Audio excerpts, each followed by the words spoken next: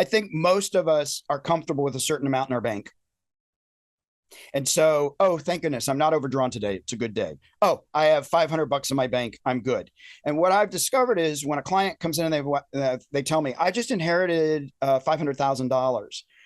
And the money goes in their bank and they're like, I need to pay off this debt. And then I need to do this. I need to get the money right out of my bank account as soon as I can. And I'll say, let's just let the money sit there for 30 days. Just go in and look at the money for 30 days. What? I'm like, well, you already owed the money. So 30 days isn't going to hurt you. And so we have a comfort level because I might make the wrong choice. I might not save it properly. I might not invest it properly. Let me just get rid of it. And then I won't make a bad decision. Hey, what's up? Welcome back to another episode of the Lifeonaire Show podcast. I'm your host, Jason Wojo, and on the Lifeonaire Show, we help people make more, work less, and live amazing, abundant, prosperous, incredible lives. I'm joined by Polish Peter, my co-host. What's up, dude? Hey, man. So we have some episode that we want to share with you that we're putting our secret vault, right? Yes. Because we have a secret vault. Do we have a secret vault? Secret vault, a secret, highly protected vault. Yeah. So it's basically you just jump into your hard drive and pull it out.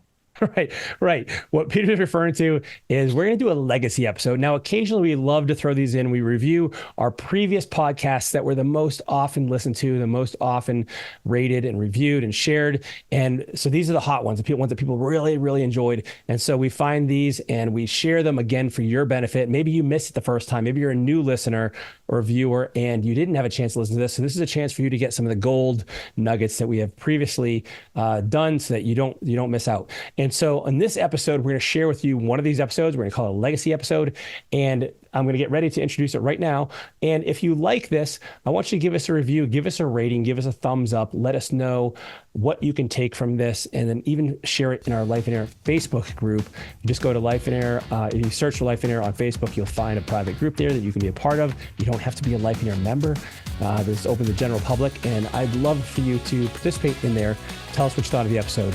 Let's jump into it right now. Here's our legacy episode. Enjoy. Bob, what's up, man? Welcome to the Lifeonaire Show. Hey, thanks for having me. Excited to be here. Dude, this is going to be awesome. I'm super excited. So for those of you who don't know Bob, and we just started talking before we recorded the episode, Bob, you're CFO of, and now is the official title the world famous Comedy Store, or is it the Comedy Store? It's the Comedy Store. Everybody but just calls it the famous. world famous. It is world famous. It is.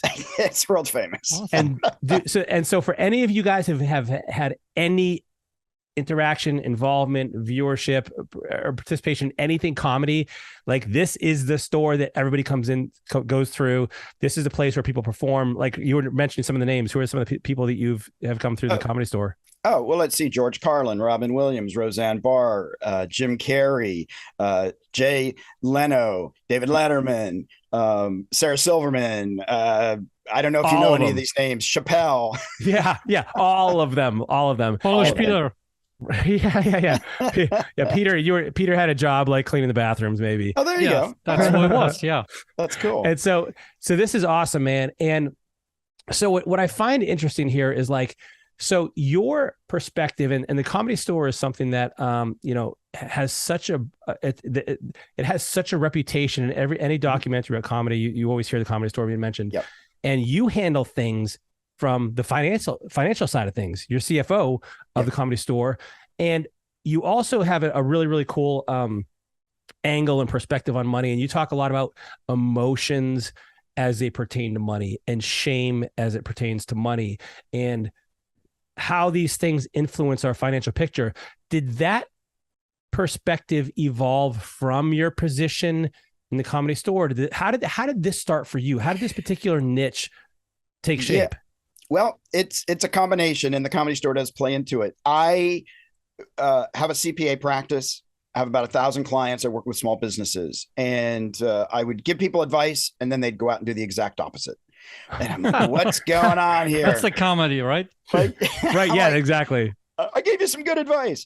And so I realized, wow, people are operating from an unconscious story, as was I. Right. And I was actually telling people what to do and then not following my own advice as well. So I was like, wow, isn't that interesting? Mm-hmm. Let's explore this. Got to get curious. And what happened was also at the time, and the way I got into being the CFO at the Comedy Store, I was a comic. And I was doing comedy, and Mitzi called me up and she's like, Bomb, I heard you're a CPA and you got to come help us. I was like, no, Mitzi, I'm a comic. And she's I like, want to be no, on stage.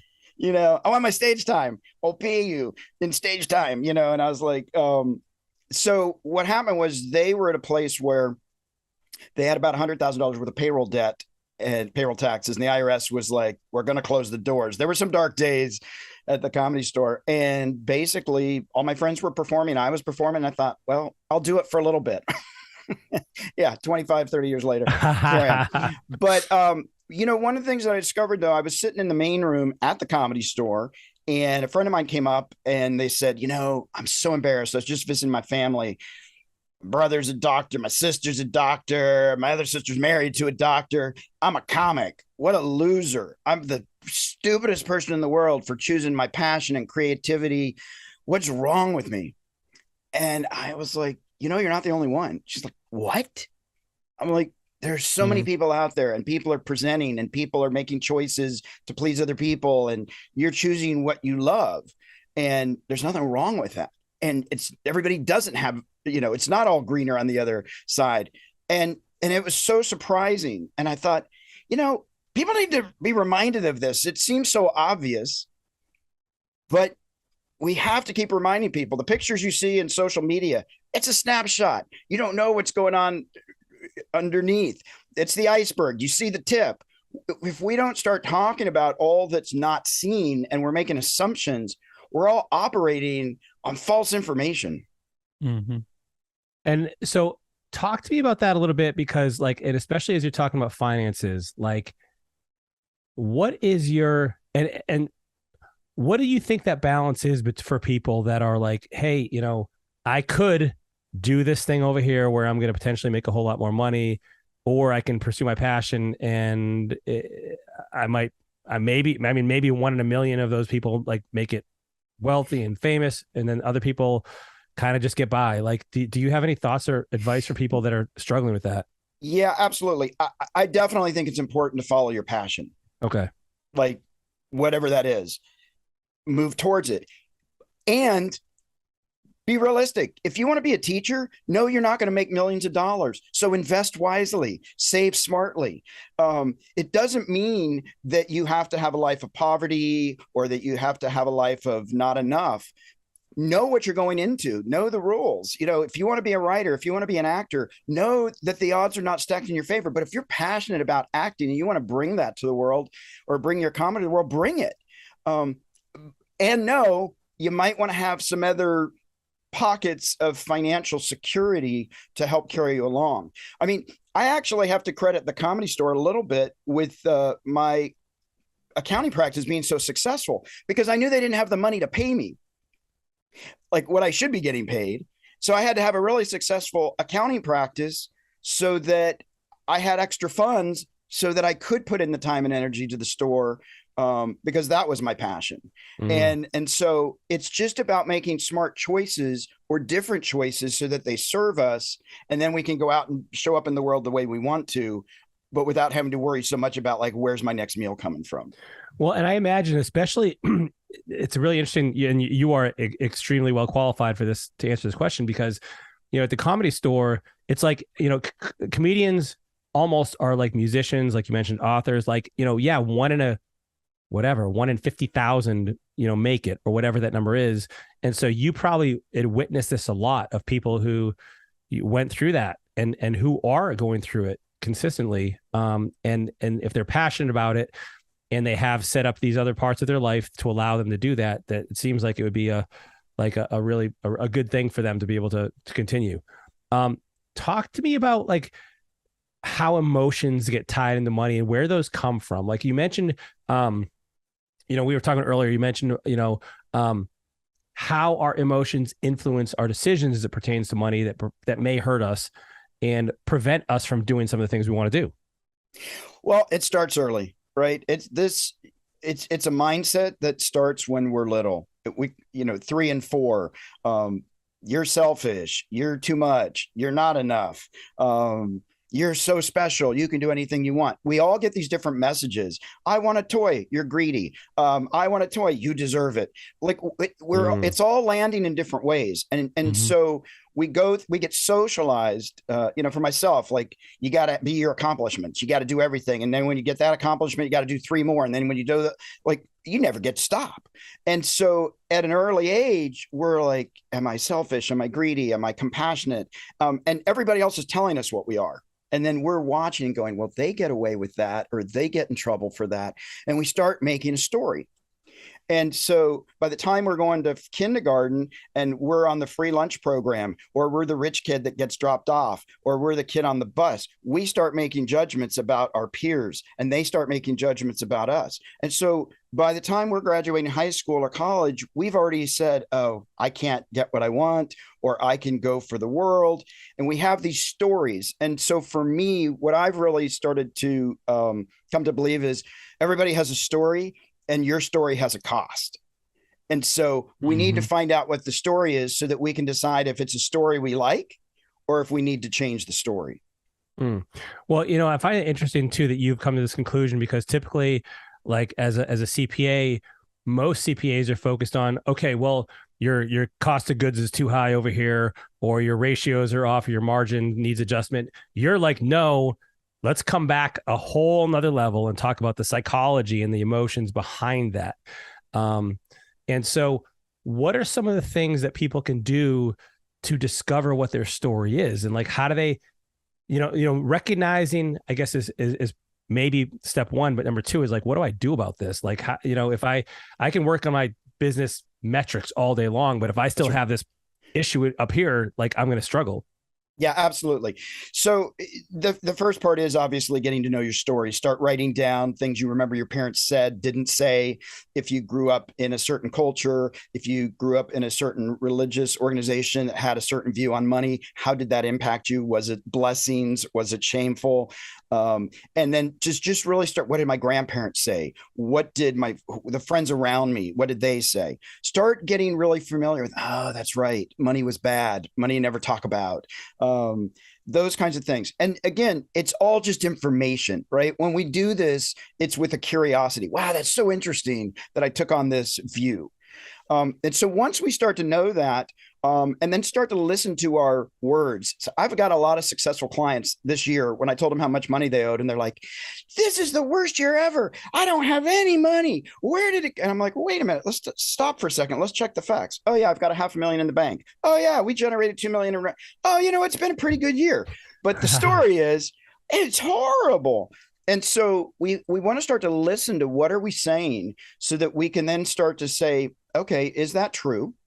And then, of course, I have to bring in my accounting and do a cost benefit analysis. What's the cost of staying small? What's the cost of the self-sabotage? And what's the benefit? If I stay small, I don't have to fail. If I stay small, I don't have to tell people no. If I stay small, I don't have to try to bring everybody with me. Whatever those things are. And then ask myself, is this serving me? Because if it's not, and for some people it is, and that's fantastic.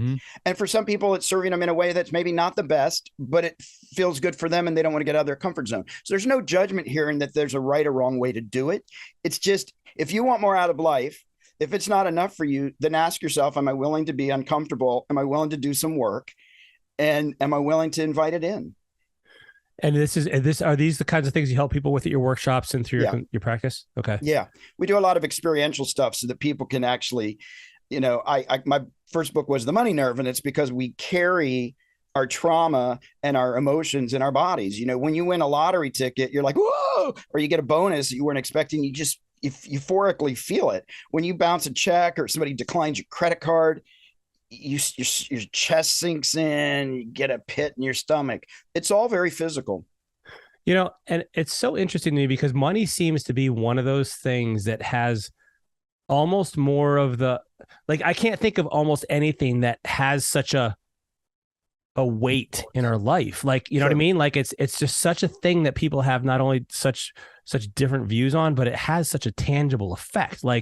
And so people focus on it, whether, hey, I'm going to, whether it's protecting money or making money or saving money, or like all of these things seem so huge.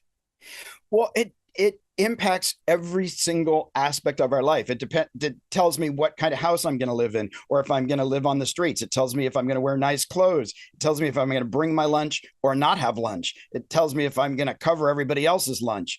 It tells me what kind of car I'm going to drive, if I'm going to buy a car. It tells me if I'm going to travel. There's like every decision we make comes back to almost always, what's the financial cost? Can I afford it? What will people think of me? So I got a question for you, because I totally relate to what you're saying here, because I remember when I was first going through what you're basically talking about, I discovered that for me personally, the money conversation that I had was money equals fighting, money equals problems, money equals, because that's where I grew up when I was little, right? Yeah. So I then played through my life. Curious for question I have for you is how you view money. What is your view of money? How you look at it? Yeah, money is an energy for me. Money is a neutral energy, and money amplifies our goodness. It amplifies our badness. Like it's just a reflection of who we are. It's not that if I have more money, I'm a better person. It's just that I'm a person that has more money. And so for me, it's just understanding that there's a ebb and flow. There was a point where scarcity, I got to hold on my money. I got to hold it. Well, money has to flow. If I want money to come in, I also have to let money go out. When I first had my CPA practice, clients would come to me and I would get their money and I would be in relationship with them and I do great work. But then, I need a plumber. Well, I don't want to ask my client because I don't want to give my money back. Right. There was this little mindset of like, I got to hold it. Then I realized, wait a minute, I'm in a relationship with these people. Yeah, you know how to do this? Great. Let me engage you for that. You know how to do that? Let me engage you for that. Letting my money flow back out, because if I'm just going to hold it tight, it's going to stagnate. Does that include money flowing out to IRS? As little as possible within the law. Right.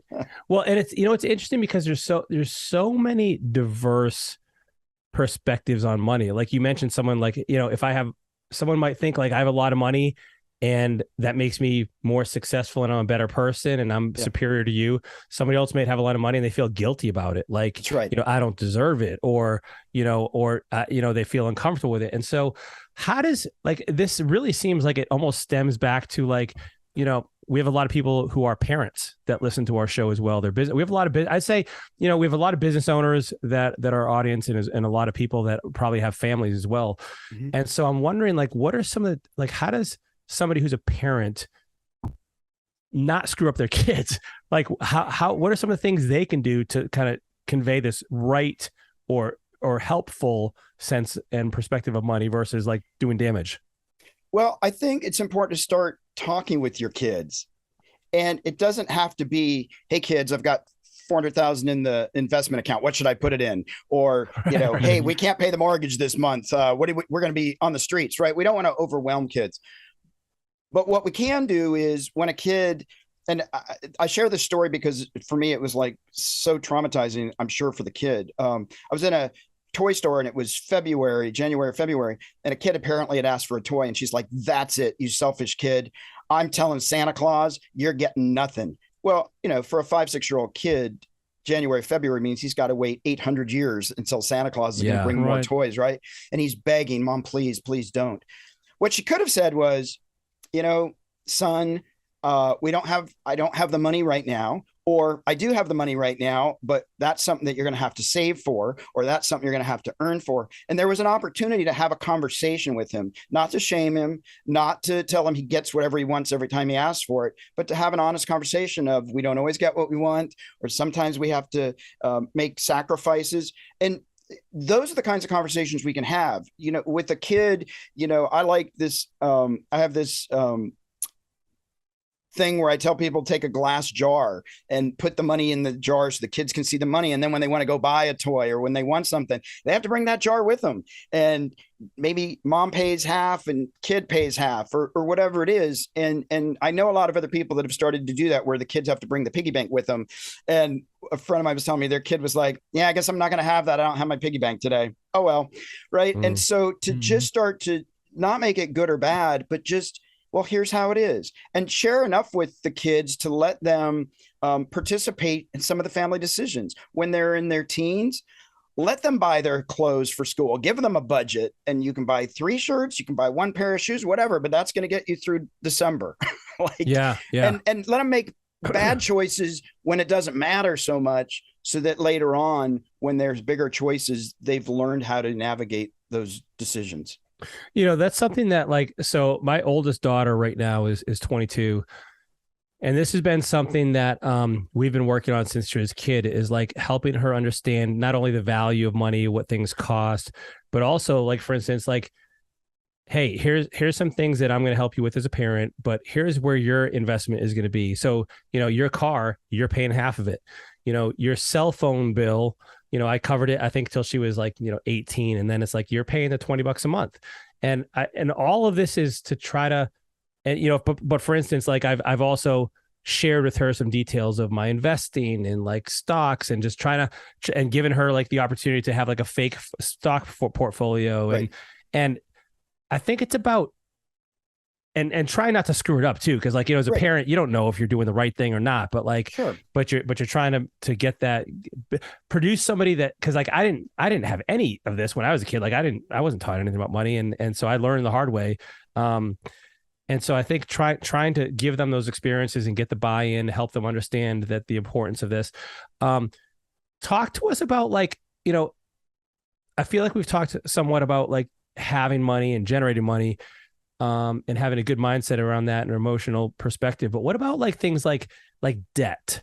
Like, how does that emotion or the emotion around debt kind of play into how we manage our money? Well, I know a lot of people will say, I'll never get out of debt. Yeah. So why bother? I said that. Like, it's just going to keep me in there. I have clients that'll say, I've got $100,000 worth of debt, but I'll just make the the minimum payments, and, I'll just die with the debt. What are they going to do? That's, for me, I'm like, no, I don't. So there is good debt. There's bad debt. I think that it's about the mindset. And it didn't take us 5 minutes to get into debt. It's not going to take us 5 minutes to get out of debt. Yeah. And so we have to really make a choice of, do I want to find solutions to the debt? And am I really willing to make the sacrifices to get there? Because some people aren't. You could take a second job. You could spend less. You could move into a smaller place. You could not buy the fancy car. You could. So the question is, do I want to? And so do I want to just stay with my story? I think with debt, there are ways that, like, if I'm buying rental property, or if I'm getting into a house where I can get a tax break and things like that, it makes sense to have that kind of debt. But again, if I'm going to some of these people that went into debt when the houses were sky high and interest rates, everything was crazy, right? And then the market crashes, and they've got variable rates. Variable rates kill you. And so I'm old enough to remember when I was in junior high school, when interest rates were like 18%. And people I could hear my parents' friends going, oh my God, my mortgage just tripled. And so being smart about even that kind of debt, you want to be smart, because you don't know when things are going to change. I've had so many clients say, yeah, I'll refinance next year. Well, you don't know what next year is going to bring. And so you have to be smart about debt. It's not bad. But I only have debit cards in my wallet, which I just discovered the other day is a bad thing, because DMV only takes credit cards and they wouldn't take my debit card, just because I don't want to be able to create debt. Yeah. I just want to be mindful. Man, well, you said something there I think is interesting, because like, even if let's consider, like, you have investment property, for instance, and you might still, and we see this within Lifeonaire too, is like somebody on paper could have something that makes sense financially and logically, and hey, I'm getting a positive cash on cash return, or I have positive cash flow every month. But I've also seen some people, getting back to your how you think about money, your emotion about money. I've seen some people feel like, you know what, I'm still uncomfortable with this, because even though I know it makes sense, logically it makes sense, mathematically it makes sense, I'm still uncomfortable with it. And so I wonder, like, how at the end of the day, I'm wondering if it all comes back to what you're saying. Like, It's the emotion you feel about it, you know? Yeah, absolutely. And the thing is, if you can catch yourself going, oh, I'm going into that story, or I'm going into a spin out, what's going on for me? You know, I've had a few mortgages and I've bought a few properties. And the thing is, even now, still, when I go through the process and I've got the down payment and I've got the credit score, I'm like, oh my God, they're looking at my credit. What if it doesn't go through? I don't know why I think, but you know, it's just that mindset from the past because my parents didn't have a lot of money. Things were like hit or miss. And so even though all the facts support that it's going to go through, I get really like, oh my God, it's what happens? What happens? I'm going to feel so terrible when they say no. And they're like, great, Bob, it goes, everything's fine. What? Oh, and then I feel this sigh of relief. It has nothing to do with the facts. Right. And I just have to tell myself, oh, you're just going to go through this for 3 weeks. Just remember on the other side, it's all going to be good. And this is just a story that's going on in your head that you have to keep going. Yeah, go away. I hear you. Old story. Yep. So I have a question for you because we talked about the story in this podcast quite often. I believe that a lot of it is us living the story. And then at one point you mentioned about you got to change the story. Yeah. Well, that's nice, all and good. Change your story, change your life. And listen, I mean, I believe in that. But some people, when they come to me, it's like, well, how do I change it? Like, can you change the story? I mean, it's hard to change and all that kind of limiting beliefs around it. So what's your take on that about changing the story, how you do that, and is it possible and all that kind of stuff? Yeah, so I definitely think you can change your story, and I definitely think it's hard. It's not easy. The first thing is when you go into a story that's not serving you, is to be able to say, oh, there's that story again. You know, I still will go into a house and go, is there 6 months worth of food? Right? Like, oh my God, just for those times when it got really tight. And I was like, okay, thank God I have 25 cans of tuna. So that's the first thing. You've got to have that awareness of here it is. It's coming back in. It's trying to reinforce itself so that we can catch it and go, yeah, that's a story. Now, that doesn't mean I'm not still feeling the impact, right? But that's a story. I know it's a story. And so I have to keep reminding myself that's a story. You know, I was talking to my therapist the other day and I'm like, I'm going into the story. I know it's a story. At this point, that's a good thing because in the past, I thought it was the truth. So I think it's so important to just keep, oh yeah, I'm in story. How is this serving me? What's the benefit I'm getting out of this story? Right. What's it costing me? Do I want to keep paying that cost? Do I want to keep paying for that? And so it doesn't happen overnight. Now, sometimes, you know, things do change. You know, I will still be the person that takes 6 months to make a decision. You know, thank goodness I have a business partner. It's just like, she'll just push me. And I'm like, oh, okay, that was good. Right. Because I can't always see beyond myself. So finding other people to support you, finding people to reflect back to you, finding people to remind you the truth of the situation. And just for me, it's being willing to be vulnerable to say, man, this stuff scares me.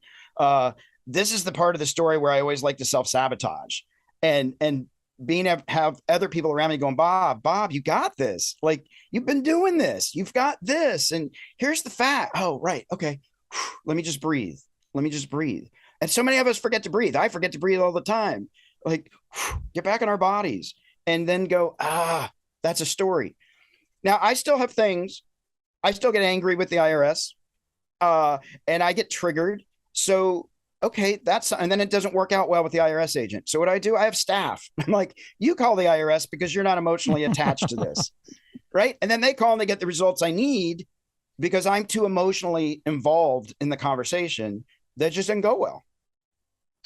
Man, you know, yeah, this makes so much sense. And as you're talking, Bob, I'm like, all these things are coming through my head in this kind of like cloud of the topic of money comes up. And I start to think as well as like, wow, like how much does that story also impact what we do with the money? Like some people like, should I spend this on this thing? Should I indulge myself over here? Should I invest it? Should I give it away? Like talk about how emotion can influence what we actually do with it. Because at the end of the day, I mean, I guess it's a sense of security to have it in a bank account, but at some point, like there's probably other purposes for it. Well, you know, it's interesting.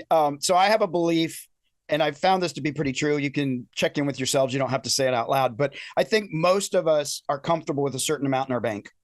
Yeah. And so, oh, thank goodness, I'm not overdrawn today. It's a good day. Oh, I have $500 in my bank. I'm good.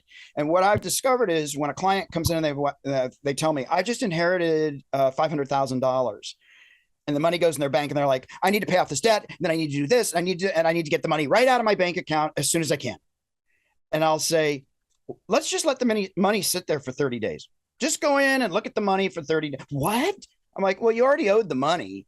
Mm-hmm. So 30 days isn't going to hurt you. Why don't you just sit and go in and go, hey, money, how are you? And talk to your money. And people are like, what? You want me to leave money in my bank account? That's too much money, right? And so we have a comfort level. And same with lottery winners. We got to get rid of it so we can get back to comfort. Because I might make the wrong choice. I might not save it properly. I might not invest it properly. Let me just get rid of it. And then I won't make a bad decision. I think we do make decisions emotionally about whether or not we save it, whether, I'll just spend it on this and I'll do this. And I don't want to have anything real tangible. So people judge me. I mean, there's a lot of people out there that are like, well, if I do this, people are going to go like, well, he's really wealthy. He has to pay for everything. I didn't want to have a nice car for a while. I didn't want to pay the extra tip when I was like going through valet, right? Because I was frugal. And I'm like, I don't want to, now that I'm driving this car, they're wanting $5 instead of $2, I'm like, ugh. So I'll keep the Corolla, right? right? To save $3. Dude, I think that's so crazy, true. Man. That is so true. Like I remember, so I had a lot of credit card debt at one point in my life, almost $90,000. It was the most ridiculous, stupidest, insane thing I ever did. And I will never go back to that again. You didn't spend it on hair, did you? Yeah, it was all hair. It was all hair regrowth product. It did not work, clearly. But I remember so I was so used to every month I'd make money and then literally the next day it would be out. It would be gone. And I was just so used to having no money in the bank account. Yeah. And then once I got out of debt and I started kind of actually, I'd put money in the bank and then it would still be there. A couple of days later, I'm like, I'd freak out. I'm like, something's hold on. What am I forgetting to pay? I'm so uncomfortable with this. And I'd almost find ways to spend the money because I was so used to being broke. And it took a long time for me to recondition that. So what you're saying, I think is totally true. Yeah. And I know for myself, I couldn't advocate for myself at a certain point, but I could advocate for other things. So my business was something that wasn't me. And so when I set up my business, created a corporation and put all the money in the corporation, well, I had to keep that money there because I had to pay employees and I had to do things, right? And it was a lot easier to be protective of that. But my own bank account, I'm like, okay, let me get comfortable with, 1,000. It took a while. Now, of course, 1,000, I'm like, I've only got it. I've raised the bar. Thank God. Thank you. Blessings. But, but being able to protect my business gave me something to protect. Because for me, that's selfish if I'm trying to protect myself, because I had a mindset of don't be selfish, don't be greedy. And so, but protecting my business, that wasn't about me. That was about my clients. That was about my employees. And so that's how I was able to start to build up, some wealth was, it's in the business. Yeah. A little workaround really right there. Yeah. You figured out the shortcut there. Yeah.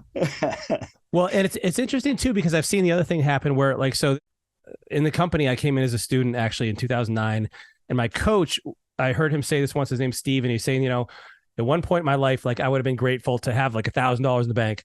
And he's like, once I had 1,000, then I'm like, if I just had 5,000 in the bank.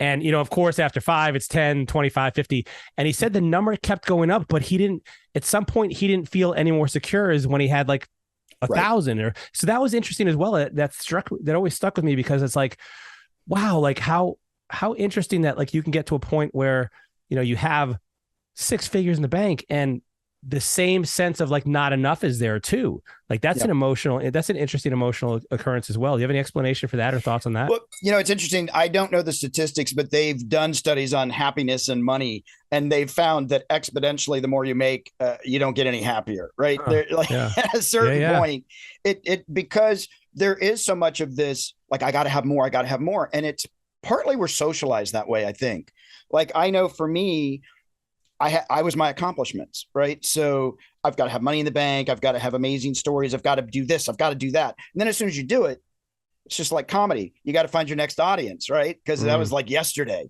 And so I never got to stop and go, wow, this is pretty cool. Look how far I've come. When you're running a marathon, you don't stop at mile 24 and go, wow, I've done 24. No, you got to keep going. You got to keep going. Right. And then you get there and you're exhausted. And then you're like, oh, when's the next race? And so I think most of us, myself included, or maybe it's just me, don't take enough time to stop and say, man, this life is good, man. I'm breathing. I still have choice. I have all kinds of possibilities that can happen today. As long as I'm breathing, as long as I can get up, I have opportunity to have a different outcome. And so I just don't think we pause enough and celebrate. I was taught to be successful, do these things, but I was never taught stop and receive and appreciate what you've done. Well, that would be selfish. That would be crazy to think that, take in my goodness. What? I want to have impact on the world. How dare you? Those are things that I was like, oh, I have to keep that a secret. I want to be a good person. I want to be in community. I want to have an impact, but I don't want anybody to know because they'll judge me. Right. Man. Wow. That's really powerful. Talk to us about the book, Money Nerve. Tell us, give us some a distilled version of what you cover in there and why people should pick that up. Yeah, so it's a great book for couples. It's a great book for anybody, but it's a great book to partner with somebody because there's a lot of calls to action at the end of each chapter. And so I'll go through, we talk about your story, talk about your history, and then there's calls to action. Talk about the different emotions.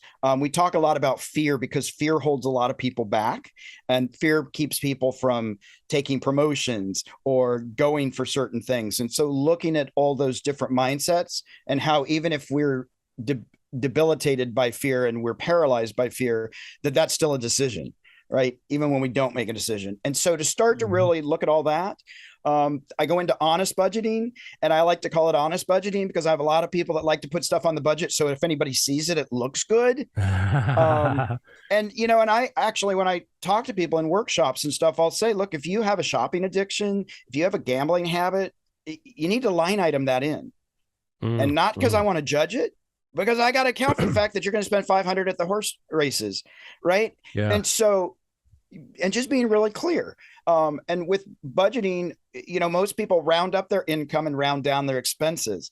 You got to do it the other way. You're not taking home your gross pay. You're taking home your net pay. So you're not working off $1,000. You're working off of $700. And so if we can start to get real honest about that stuff, and then I go through how to set up goals, how to make dreams become reality, because we've got to set a timetable. We've got to financially map it out. And so steps on how to do that. So you can go, oh, that's doable. Because I can go to a workshop and say, who wants to be a millionaire? I do. When do you want to be it? Tomorrow. All right, probably not going to happen, but let's map something out so we can get there. Yeah. Yeah. Well, and also I'm imagining that the book talks about, because you even mentioned the word budget, and some people get emotionally like they feel like it's I'm depriving myself, or I have to, I'm like, they have emotional ties just to the word.